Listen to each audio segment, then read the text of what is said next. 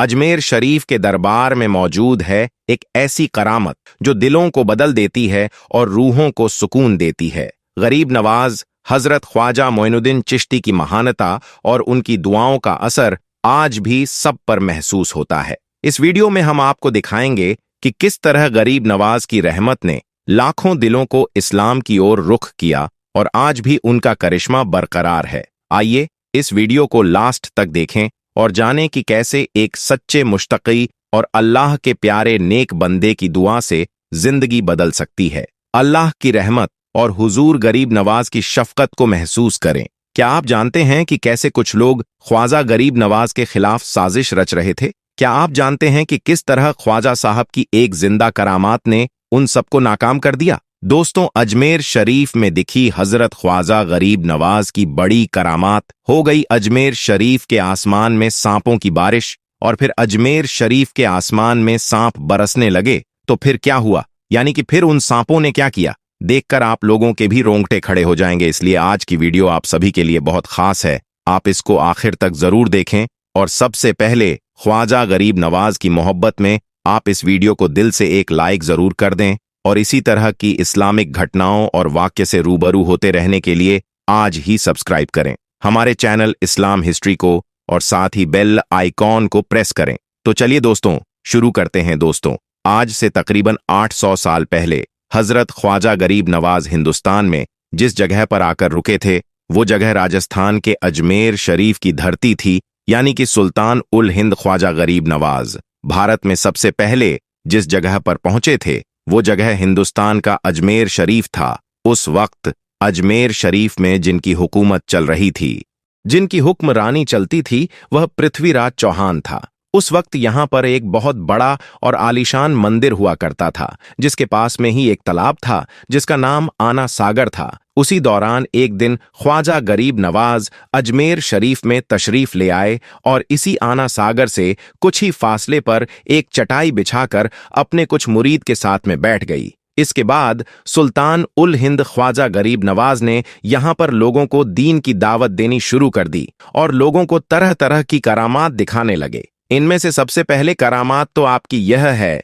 कि आप अजमेर शरीफ में जिस जगह पर आकर बैठे थे, वो जगह राजा के ऊंटों के बैठने की जगह थी। इसलिए आपको वहां पर बैठा हुआ देखकर राजा के सैनिक आपको परेशान करने लगे और जबरदस्ती आपको उठा दिया। यह देखकर ख्वाजा गरीब नवाज को जलाल आ गया। इसलिए फिर आपने उन ऊंटों को वहां पर ऐसा बिठाया कि फिर उन ऊंटों को राजा पृथ्वीराज चौहान भी ना उठा सका था। इसके बाद राजा पृथ्वीराज चौहान ने आना सागर के पानी पर अपने सैनिकों का पहरा लगा दिया और ख्वाजा गरीब नवाज और आपके मुरीद के लिए आना सागर का पानी बंद कर दिया और आपने आना सागर के सारे पानी को एक प्याले में भर लिया। यह देखकर पूरे अजमेर शरीफ में कोहराम मच गया और लोग आकर आपके कदमों में गिरने लगे और आपसे माफी मांगने लगे। लोगों की हालत देखकर ख्वाजा गरीब नवाज को तरस आ गया और आपने पानी के उस प्याले को वापस आना सागर में डालने का हुक्म दे दिया। अब जैसे ही आना सागर में पानी का वह प्याला डाला गया तो पानी उछल मारता हुआ वापस आना सागर में भरने लगा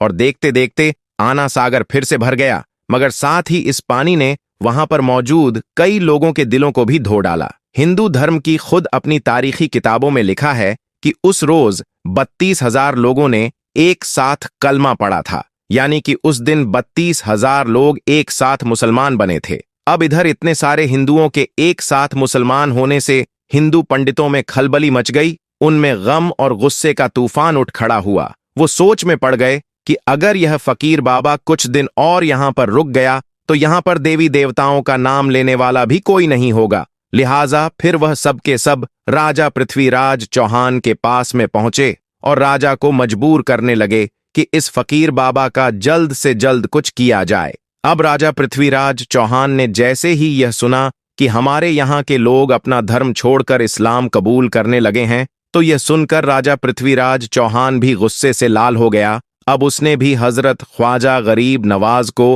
अजमेर शरीफ से निकालने का फैसला कर लिया। इसके बाद राजा पृथ्वीराज चौहान ने मंदिर के सबसे बड़े पंडित रामदेव को अपने पास में बुलाया और कहा कि जल्द से जल्द फकीर बाबा से मुकाबला करके उसको हरा दिया जाए और फिर उसे अजमेर शरीफ से बाहर निकाल दिया जाए। दोस्तों, पंडित रामदेव अपने वक्त का एक माना हुआ पंडित था। उसके इल्मी काबिलियत की दूर दूर तक धूम मची हुई थी। उसने राजा को यकीन दिला दिया कि वह जल्दी राजा को कोई अच्छी खबर सुनाएगा। इसके बाद पंडित रामदेव सुल्तान उल हिंद ख्वाजा गरीब नवाज के पास में गया और जाकर उल्टे सीधे सवाल करने लगा। इस पर ख्वाजा गरीब नवाज खामोश रहे, लेकिन फिर जब पंडित रामदेव ने हद से ज्यादा शोर मचाना शुरू कर दिया तो इसके बाद हजरत ख्वाजा गरीब नवाज ने उसकी तरफ आंख उठाई और मुस्कुराकर फरमाया कि ओ रामदेव, तू बहुत ज्यादा शोर मचा रहा है और मैं तेरे माथे पर ईमान का नूर चमकता हुआ देख रहा हूं।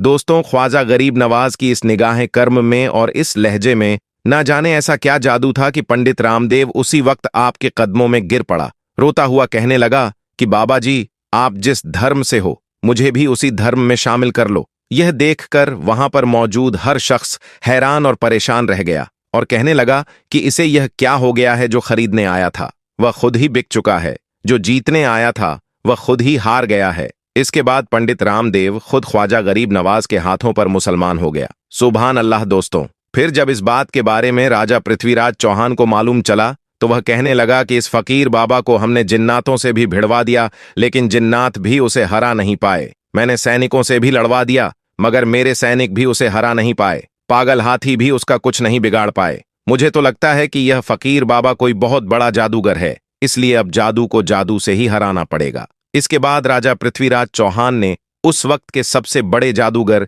जिसको दुनिया जयपाल जोगी के नाम से जानती थी, उसे अपने पास में बुलाया और बुलवाने के बाद उसे सारा माजरा यानी कि ख्वाजा गरीब नवाज की पूरी जानकारी और पूरी हकीकत उसके सामने रख दी और कहने लगा कि इस फकीर बाबा ने हमारा यहां पर रहना मुश्किल कर दिया है। किस तरह से यह हमारे लोगों को हक और हकानीत की दावत दे रहा है, किस तरह से हमारे लोगों को इस्लाम की दावत दे रहा है। हमने उसे यहां से भगाने की हर तरह की कोशिशें कर लीं, सब कुछ कर लिया, मगर वह यहां से भागने का नाम ही नहीं ले रहा है, बल्कि हमारे यहां से जो भी कोई उसे भगाने के लिए जाता है तो वह उसी का होकर रह जाता है। अब तुम कैसे भी करके जल्दी से उस फकीर बाबा को अजमेर से भगा दो। अब जयपाल जोगी उस वक्त का सबसे बड़ा जादूगर था, उसे अपने आप पर बड़ा घमंड था, इसलिए सुनकर वह कहने लगा कि राजा साहब, आप फिक्र मत करो, मैं हूं ना, मैं अभी पल भर में ही उसको यहां से भगा देता हूं। और अगर वह यहां से नहीं भागा, यानी कि अजमेर खाली करके नहीं गया, तो फिर वह अपनी जान से भी हाथ धो बैठेगा। दोस्तों, इतना कहकर फिर जयपाल जोगी हजरत ख्वाजा गरीब नवाज को भगाने के लिए चला गया और साथ में तकरीबन 2500 छोटे बड़े जादूगरों को और ले लिया। अब इधर जादूगर जयपाल जोगी के आने की खबर हजरत ख्वाजा गरीब नवाज तक भी पहुंच गई। यह सुनकर आपके मुरीदों में थोड़ा खौफ आ गया, क्योंकि जयपाल जोगी अपने वक्त का सबसे बड़ा जादूगर था। इसलिए सुल्तान उल हिंद ख्वाजा गरीब नवाज को बताया गया कि हुजूर, आज आपसे मुकाबला करने के लिए सबसे बड़ा जादूगर जयपाल जोगी आ रहा है। वह जयपाल जोगी जिसके जादू को कोई भी नहीं काट सकता है, वह जयपाल जोगी जो आज तक किसी से भी हारा नहीं है, जिससे आज तक जो भी कोई टकराया है वह नस्तो नाबूद होकर रह गया है। इस तरह से हजरत ख्वाजा गरीब नवाज के सामने जयपाल जोगी की सारी बातें बताई गई। इन बातों को सुनकर ख्वाजा गरीब नवाज ने फरमाया कि मेरे मुरीदो, तुम लोग घबराओ मत, मैं हमारे चारों ओर एक दायरा खींच लेता हूं, यानी कि एक गोल घेरा बना देता हूं। जब तक मेरा जयपाल जोगी के साथ में मुकाबला होता रहे, तब तक आप में से कोई भी इस दायरे से बाहर मत निकलना। दोस्तों, इसके बाद हजरत ख्वाजा गरीब नवाज ने अपने मुरीद के चारों ओर एक गोल घेरा बना दिया, यानी कि एक सर्कल बना दिया। फिर आपने फरमाया कि अब कोई भी इस घेरे से बाहर मत निकलना। इतने में जयपाल जोगी ख्वाजा गरीब नवाज के पास में आ गया और आकर आपको धमकाने लगा, मगर ख्वाजा गरीब नवाज उससे कहां डरने वाले थे, क्योंकि आपको मालूम है कि जो अल्लाह से डरने वाले होते हैं वह भला किसी जादूगर से क्या डर सकते हैं। इसलिए ख्वाजा गरीब नवाज के ऊपर जयपाल जोगी की किसी भी बात का कोई असर नहीं हुआ। यह देखकर जयपाल जोगी गुस्से से लाल हो गया और अपने चेले चपाकों से कहने लगा कि इन पर फिजा में जाकर जादू करो और इनके ऊपर सांपों की बारिश कर दो। इसके बाद जयपाल जोगी ने ऐसा जादू किया कि हजारों सांप पहाड़ों से उतरकर हजरत ख्वाजा गरीब नवाज और आपके मुरीदों पर बरसने लगे, यानी कि आसमान से सांपों की बारिश होने लगी। खास तौर पर उस जगह पर सांप बरसने लगे जहां पर ख्वाजा गरीब नवाज और आपके चाहने वाले मौजूद थे, लेकिन यहां पर आप ख्वाजा गरीब नवाज की करामात देखें कि किसी भी सांप की इतनी हिम्मत नहीं हुई कि जिस दायरे को ख्वाजा गरीब नवाज ने जमीन के ऊपर खींचा था वह सांप उस दायरे के अंदर चला जाता, बल्कि जितने भी सांप गिरे वो उस गोल घेरे के बाहर ही रहे, यानी कि कोई भी सांप उस दायरे के अंदर नहीं जा सका। और अगर कोई सांप कोशिश करके उस गोल घेरे के करीब चला भी जाता तो वह उस गोल घेरे के करीब जाते ही मर जाता। यह देखकर जादूगर जयपाल जोगी तिलमिला उठा। फिर जब उसने देखा कि सांपों की बारिश भी ख्वाजा गरीब नवाज का कुछ भी नहीं बिगाड़ पा रही है, तो फिर उसने ऐसा जादू किया कि आसमान से आग के शोले बरसाने लगा, मगर वह शोले भी उस घेरे के अंदर नहीं पहुंच सके, यानी कि वह आग भी उस दायरे के बाहर ही रही। फिर जयपाल जोगी ने ख्वाजा गरीब नवाज और आपके मुरीदों पर तरह तरह के जादू किए, मगर ख्वाजा गरीब नवाज और उनके चाहने वालों का वह कुछ भी नहीं बिगाड़ सका। यह देखकर फिर उसने आखिर में सोचा कि अब मैं आसमान में उड़कर इन पर कोई जादू करूं। इसलिए फिर वह हिरण की खाल पर जाकर सवार हो गया और आसमान में उड़ने लगा। ये देखकर आपके मुरीद घबरा गए और कहने लगे कि अब ना जाने हमारे ऊपर कौन सी आफत आएगी, मगर इस पर भी ख्वाजा गरीब नवाज मुस्कुरा रहे थे।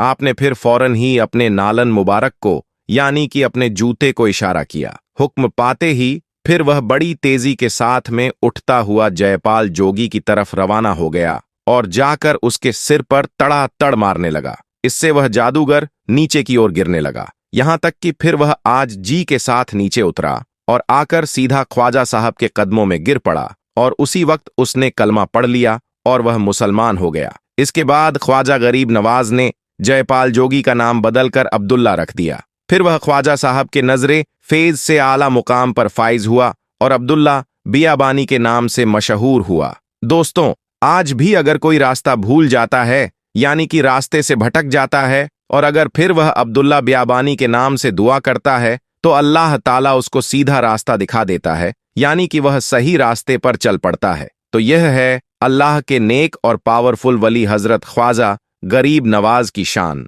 दोस्तों, अब इसी दरगाह को तोड़ने की कोशिश में अब कुछ नफरत पसंद लोग लग चुके हैं, लेकिन वह यह बात भूल गए कि कुर्सी पर चाहे कोई भी बैठे, राजा तो मेरा ख्वाजा ही है। जी हां दोस्तों, ख्वाजा गरीब नवाज सरकार के बैठाए हुए ऊंट ना उठा सके तो ख्वाजा गरीब नवाज की बारगाह को वह कैसे उखाड़ सकते हैं। ऐसे में दोस्तों, चाहे लोग कितनी भी नफरत फैला लें, चाहे लोग कितनी भी कोशिशें कर लें, लेकिन इस देश के जो समझदार हिंदू हैं या समझदार मुसलमान हैं, वह कभी भी ऐसी चीज होने ही नहीं देंगे। यकीनन दोस्तों, ऐसे वक्त में आपको अमनो अमान और भाईचारा बनाए रखना है, मोहब्बत का पैगाम देना है, और जो नफरत पसंद लोग हैं वह शोहरत के लिए और अपनी सीट को बनाए रखने के लिए यह तमाम चीजें कर रहे हैं। ऐसे में दोस्तों, हमें उन लोगों की बातों में नहीं आना है। ये वो चंद लोग हैं जो कि हर मजहब के अंदर पाए जाते हैं, चाहे वो हिंदू हो, मुस्लिम हो, सिख हो या ईसाई हो। हर मजहब के अंदर 24% ऐसे लोग जरूर होते हैं जो कि देश को तोड़ने की कोशिश में लगे रहते हैं।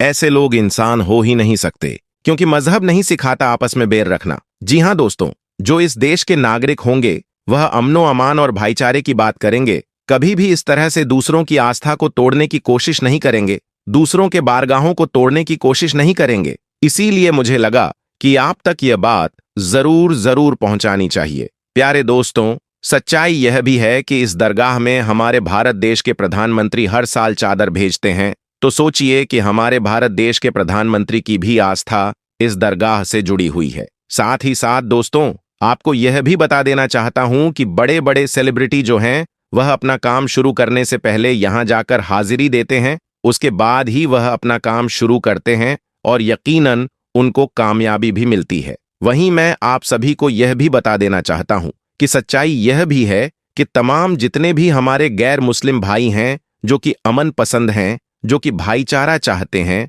वह इन बातों को सुनने के बाद यकीनन बहुत ज्यादा परेशान हैं कि बताओ किस तरह से नफरत फैलाई जा रही है, और यकीनन वह कभी नहीं चाहते कि ख्वाजा गरीब नवाज की दरगाह की इस तरह से जांच हो और इस तरह से वहां पर खुदाई वगैरह हो। लेकिन दोस्तों, अब बड़ी बड़ी बारगाहों को टारगेट किया जा रहा है, लेकिन मुसलमानों को यकीनन सब्र करना है। बेशक अल्लाह सब्र करने वालों के साथ है। जो नफरत पसंद हैं वह कोशिशें करते रहेंगे, लेकिन अगर हम उनकी बातों पर ध्यान नहीं देंगे तो यकीनन ये लोग खामोश हो जाएंगे। हमें सिर्फ और सिर्फ मोहब्बत का पैगाम देना है। किसी भी तरह से इनके बहकावे में नहीं आना है। हमें सिर्फ और सिर्फ भाईचारा बनाए रखना है और यकीनन इस देश की एकता की यही मिसाल है। मुझे उम्मीद है आप मेरी बातों को समझ रहे होंगे। मेरे प्यारे दोस्तों, ख्वाजा गरीब नवाज की बारगाह कोई छोटी बारगाह नहीं है। तमाम ही मजहब के मानने वालों की यहाँ मुरादें पूरी होती हैं। अकबर बादशाह भी यहाँ आया था मुराद लेकर कि अल्लाह उसे एक बेटा अता कर दे, और अल्लाह ताला ने अकबर बादशाह को एक औलाद की नेमत अता फरमाई, यानी बेटा अता फरमाया। तो सच में यह बहुत बड़ी बारगाह है और हर साल यहाँ पर लाखों की तादाद में लोग पहुँचते हैं। ऐसे में चाहे लोग कितनी भी कोशिशें कर लें, ख्वाजा गरीब नवाज की बारगाह का वह बाल भी बांका नहीं कर सकते। हमें इंशा अल्लाह पूरा यकीन है इस बात पर। वीडियो अच्छा लगा हो तो ख्वाजा गरीब नवाज की मोहब्बत में आप इसे दिल से एक लाइक जरूर कर दें और कमेंट बॉक्स में ख्वाजा लिखकर शेयर भी कर दें, ताकि और भी लोगों के पास में यह वीडियो पहुंच जाए। आपका वीडियो देखने के लिए बहुत बहुत शुक्रिया।